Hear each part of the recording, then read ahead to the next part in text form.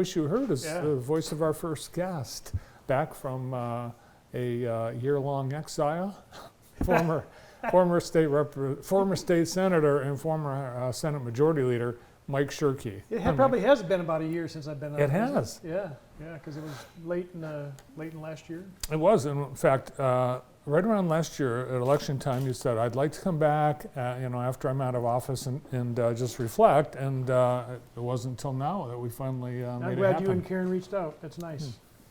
So year out. So what are you doing now? I'm doing a lot of woodworking. Okay. Okay, that's my personal commitment to doing things that I hadn't. I got a very nice woodworking workshop, and I like building furniture. So I've built a number of furniture pieces this year, some for our own consumption, and some actually I've sold. So that's my respite, to get away, and then you always know that I'm a pretty avid bow hunter, and so since October, or actually since September, when we were getting ready for bow hunting season, I've spent a lot of time in the woods. Did you get a deer? I haven't harvested a deer yet. I mean, I've had plenty of opportunities. I'm kind of particular. I've had 3 grandkids out, and they've all harvested deer, so that's good. We're contributing to, keeping the population of deer under some kind of control, because as you know, we've got too many of them. DNR wants to take them out. We have way too many. Yeah, we have way too many. And, I'm helping out on a couple of political causes.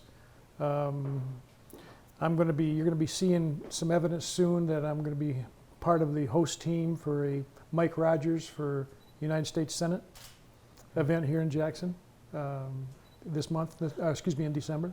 Well, that's going to be one of my questions. We've got 14 declared candidates for Debbie Stabenow's seat, since she's retiring. And I wondered if there was one of those Republicans. I think we have eight Republicans interested or declaring they're going to run, and you've chosen to support Mike Rogers. Yeah, no, there's Mike Rogers, and then there's everybody else, and Mike is doing it right. I'm also not bashful about saying that we don't have much of a state Republican Party functioning these days. We have a bankrupt state Republican Party. So, part of the strategy is to run a campaign that can be a surrogate state party, stand in and help organize and coalesce interest across the state party, because we still have a divided, even Republican Party within the state of Michigan. So. And it's really not just Michigan; it's happening all over the country and nationwide. Indeed. There's just so many so many fractures in the Republican Party, and here in Michigan, does the party need to be fixed before they can coalesce behind a candidate, or a candidate that does end up getting the most support, to fully support them as a party? Well, there's way too many me's and not enough we's, in particular in the Republican Party, and specifically in Michigan. And how we ever got to the point where, if you don't agree with 100% of somebody's opinion, that you're therefore, rejected and you're no good. Well, you fight. You actually fist fight at a convention. Convention, or you saw the hearing at United States Congress this week, and that came dangerously close to fisticuffs. And then ostensibly McCarthy gave somebody the elbow, within the Capitol. I'm not sure about that story, but the tensions are way too high, and we're not going to be able to. We're a laughing stock in the world now, and largely, and that's something that we have to control, and we have to get back under some semblance of reasonableness, so that you and I can disagree on a number of things, but we don't have to have animus for each other. Yeah, that demonstration by the Oklahoma senator and the Teamsters had. First of all, who would challenge the head of the Teamsters to a fight? But it's embarrassing as a nation to witness that. Yeah. Now here in Michigan, we had cooperation among both the legislative and executive branches, because they were all the same party, Democrats. So looking back on the past year of legislative accomplishments, which there were many because of unanimity. The skids were greased.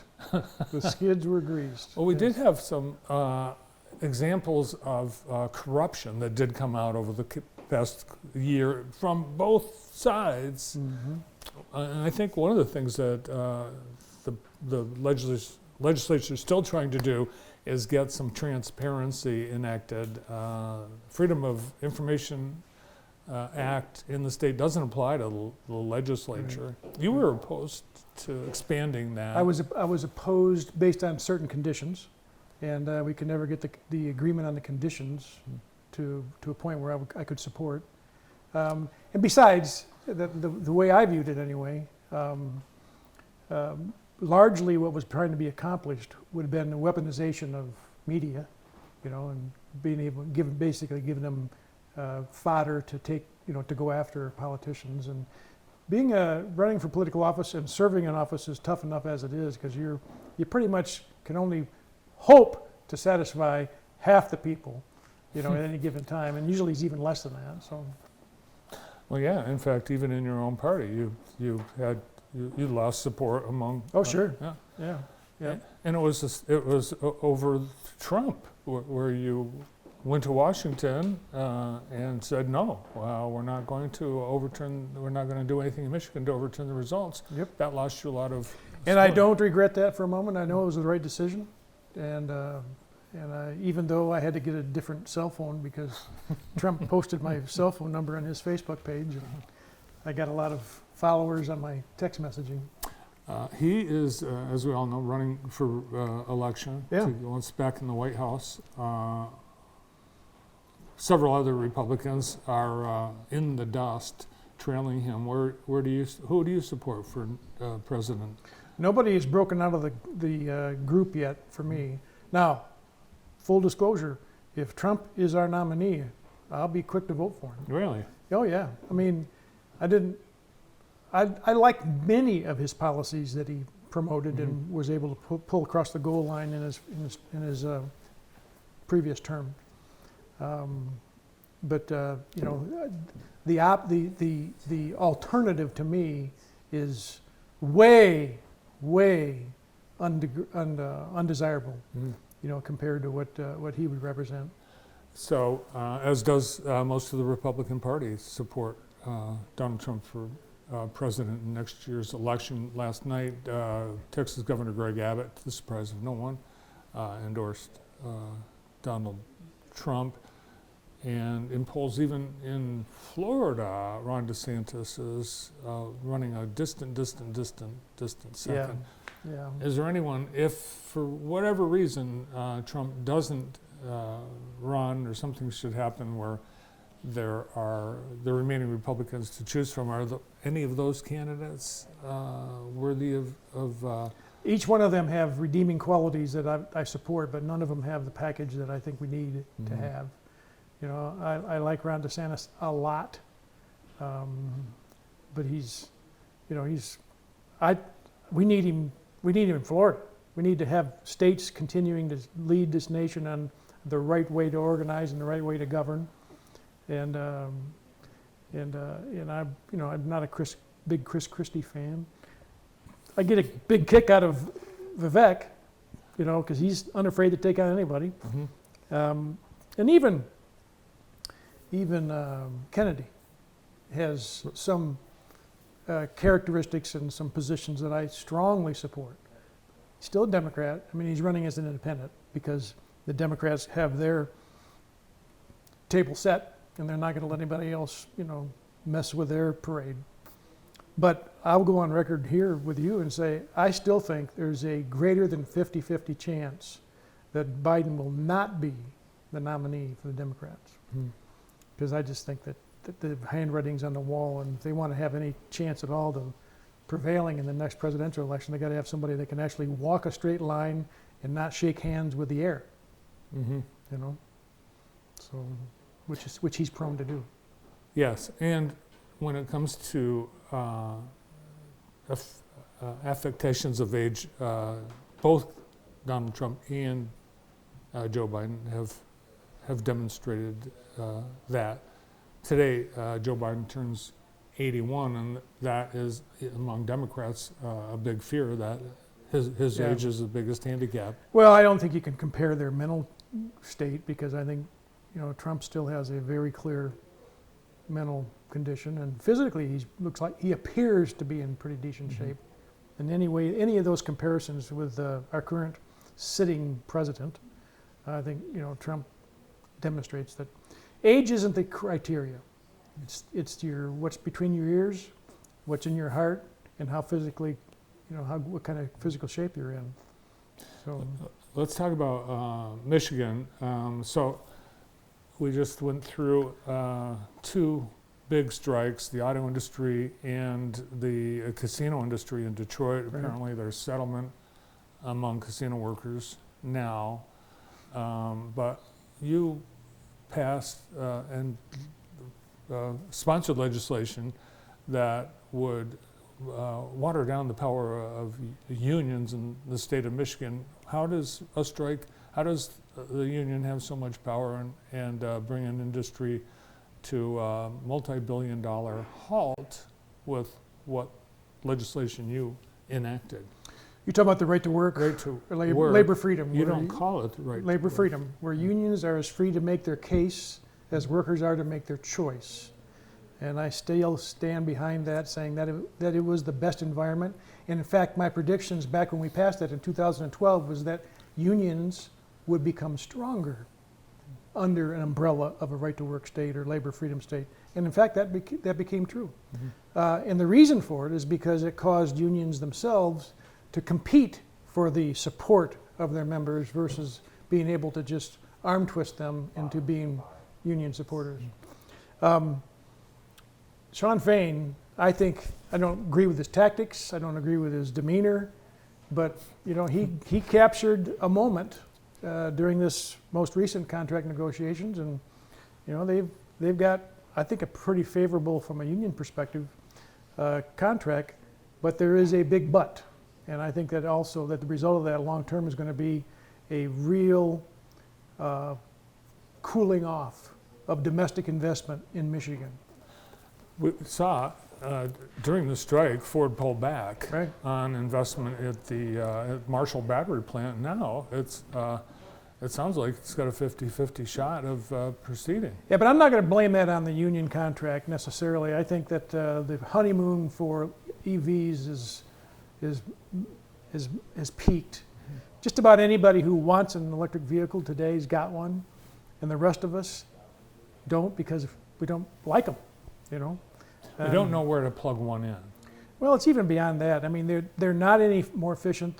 They aren't more friendly to the environment. There's no infrastructure to charge, and even if there were an infrastructure, the timing of such, you can fill up your gas tank in 7.5 minutes. You can charge your vehicle, 45 minutes. I mean, nobody wants to do that. Mm-hmm. Besides that, as the demand for electric vehicles, if it continues to go up, that means that the demand for internal combustion engines is going down, which means that we're using less fuel, which means that the fuel prices will be retarded. I mean, we just had this last week. We've had a 25-cent reduction in at the pump. The fuel prices will be what? Retarded, reduced.